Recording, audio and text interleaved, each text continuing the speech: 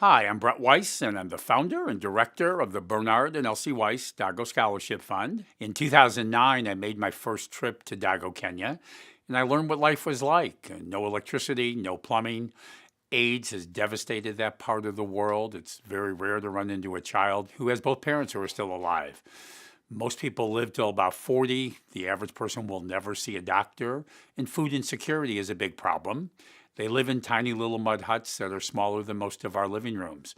So the challenges there are enormous. The average person only gets about 4 years of school.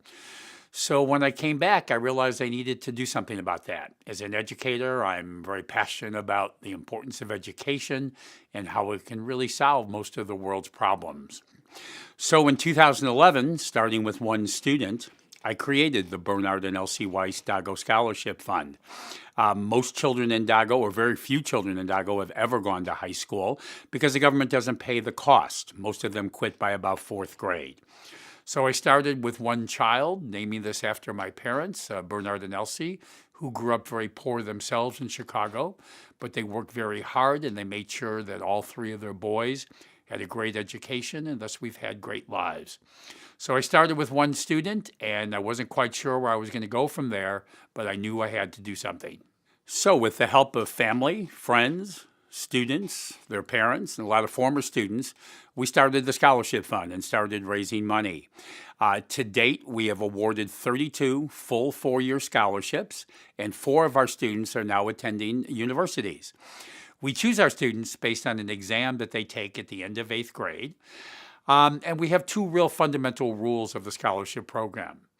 The first one is that when we award a scholarship, it means that we have enough money in the bank for all 4 years, and we've awarded 32 of those. The reason that's crucial is I learned a lot of scholarship funds will work on a year-to-year basis, and quite often children are told after a year or two, sorry, we have no more money, and they can't go to high school anymore. I never wanted to be in that position. The second rule is really crucial.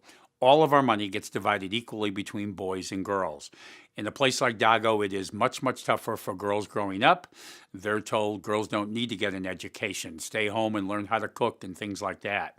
Girls tend to miss a lot more school because they're asked to stay home and help. So in the exam that they take in 8th grade, they tend to score a lot lower than the boys.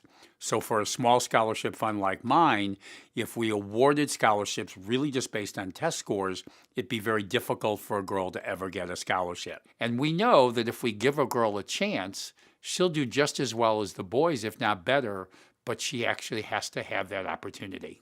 The cost of sending a child from Dago to high school for all 4 years is only $3,200.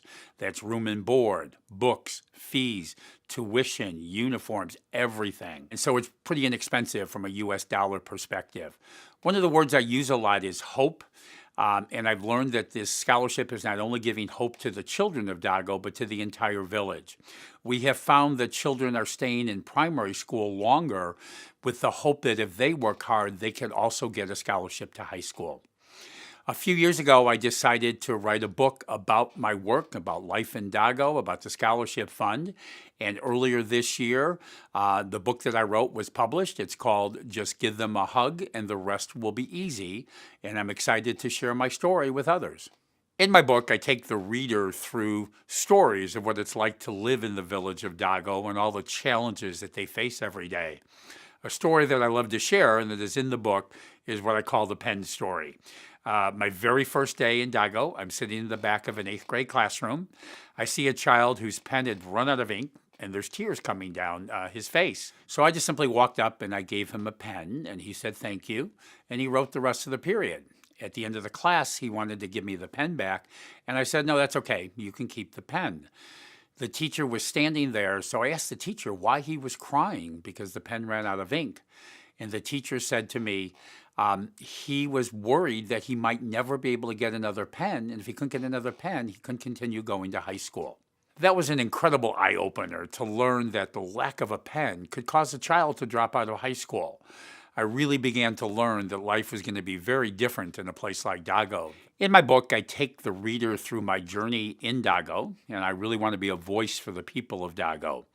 I ask you to come with me on my journey to Kenya because not only will you learn and read about the challenges and struggles that the people in Dago face every day, but since 50% of the royalties go directly to the scholarship fund, you'll be helping to send more children to high school. You can purchase the book at iuniverse.com, amazon.com, and many other websites. You will be giving the children and everybody in the village of Dago real hope that the future can be better. So please work with us as we try to make the world a better place, one child at a time.